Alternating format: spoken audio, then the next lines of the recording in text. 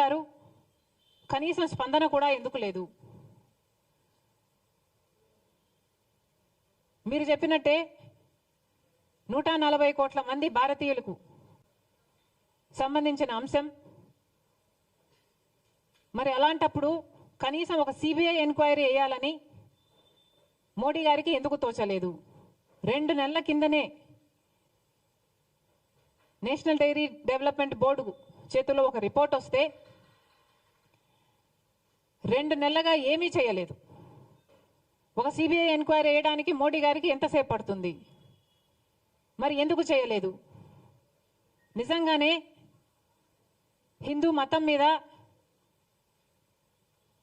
కుట్రే జరుగుతుంటే మరి సిబిఐ దర్యాప్తులో అది తేలేది కదా? మరి సిబిఐ దర్యాప్తులో హిందూ మతం మీద కుట్ర జరిగితే అది దేశద్రోహం కదా? మరి అలాంటప్పుడు ఇంత సీరియస్ ఇష్యూ ఉన్నప్పుడు మోడీ గారు సిబిఐ ఎంక్వైరీ ఎందుకు వేయటం లేదు? చంద్రబాబు గారు కూడా సమాధానం చెప్పాలి.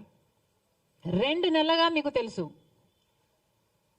2 నెలలుగా ఆ రిపోర్టు మీ చేతిలో పెట్టుకొని ఏం చేస్తున్నారు? మీ 100 రోజులు పూర్తి చేసుకున్న సందర్భంలో మీరు అది బయట పెట్టారు అంటే ఏమనుకోవాలి? మీరు సూపర్ 6 అమలు చేయలేదు కాబట్టి ప్రజల దృష్టిని మళ్లించడానికే ఒక హిడెన్ అజెండాతో ఇది ఆ రోజు బయట పెట్టారని స్పష్టంగా అర్థమైపోవటం లేదా? చంద్రబాబు గారు సమాధానం చెప్పాలి. 2 నెలల కిందే మీకు తెలిస్తే మరి ప్రజలకు ఎందుకు చెప్పలేదు? ఎందుకు సిట్టు అప్పుడే ఎందుకు వేయలేదు? ఇప్పుడు చంద్రబాబు గారు సిట్టు వేస్తున్నారు. ఈ సిట్టేదో 2 నెలలు ముందే వేస్తుండొచ్చు కదా? ఇంత రచ్చ జరిగాక ఇప్పుడు సిట్టు వేశారు చంద్రబాబు గారు. అప్పుడే సిట్టు వేసునుంటే ఇంత రచ్చ జరిగాక ఇప్పుడు సిబిఐ ఎంక్వైరీ వేస్తుండొచ్చు కదా? మరి ఏం సమాధానం చెప్తారో చంద్రబాబు గారు చెప్పాలి. ఇన్ని ఆధారాలు, ఇన్ని రిపోర్ట్లు మీ చేతుల్లో పెట్టుకొని కూడా ఈరోజు ఒకవైపు తెలుగుదేశం పార్టీ అయినా, పవన్ కళ్యాణ్ గారైనా, బీజేపీ అయినా, జగన్మోహన్ రెడ్డి గారైనా అందరూ కలిసి నీచమైన మత రాజకీయాలు చేస్తున్నారు. మొన్నెక్కడో ఒక రాముల వారి రథం తగలబెట్టారని విన్నాం.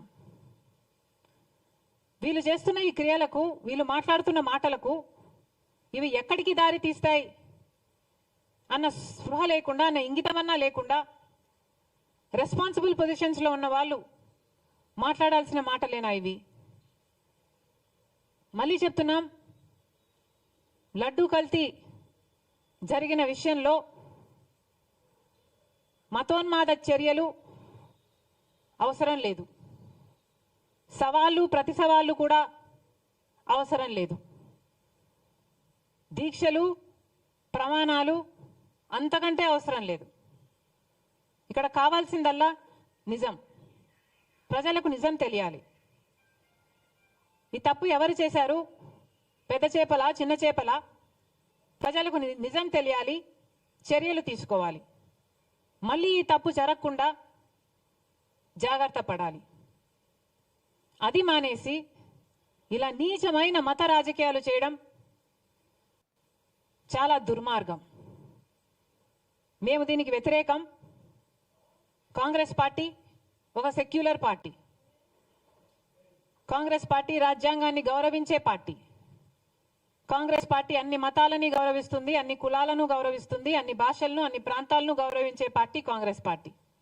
మా నాయకుడు రాహుల్ గాంధీ గారు సోదర భావం కోసం, ప్రేమను పెంచడం కోసం కన్యాకుమారి నుంచి కశ్మీర్ వరకు 1000 కిలోమీటర్లు పాదయాత్ర చేసిన వాడు మా నాయకుడు. సవినయంగా హంబ్లీ సబ్మిట్ దిస్. కాబట్టి ఇంత నీచమైన రాజకీయాలు చేయడం మేము తట్టుకోలేకపోతున్నాం. కానీ ఎన్నిసార్లు అడిగినా అటు మోడీ గారు కానీ, ఇటు చంద్రబాబు గారు కానీ సిబిఐ ఎంక్వైరీ వేయటం లేదు. కాబట్టి మేము కాంగ్రెస్ పార్టీ ఈరోజు సుప్రీంకోర్టు చీఫ్ జస్టిస్ గారికి ఒక లేఖ రాయడం జరిగింది. ఈ లేఖ ద్వారా సిబిఐ ఎంక్వైరీ జరగాలి అని, ఎందుకు జరగాలో దాని కారణాలన్నీ వివరించడం జరిగింది. సుమోటో కింద సుప్రీంకోర్టే దీన్ని టేకప్ చేసి ఇన్వెస్టిగేట్ చేయాలని కోరడం జరిగింది. ఒకవేళ సిబిఐ ఎంక్వైరీ ఏ కారణం చేతైనా వీలు కాకపోతే మన రాష్ట్రం చేస్తున్న ఈ సిట్ ఇన్వెస్టిగేషన్ను సుప్రీంకోర్టు స్వయంగా మానిటర్ చేయాలని కోరటం జరిగింది. Thank you.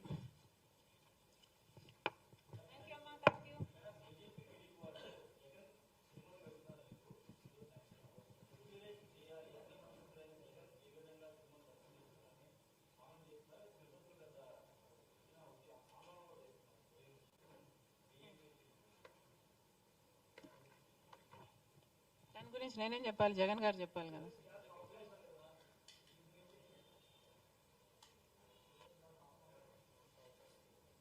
అమ్మాయి, rules apply to all people. దాంట్లో నా అభిప్రాయం మీ అభిప్రాయం వేరుగా ఉంటుందని ఎందుకు అనుకుంటున్నారు?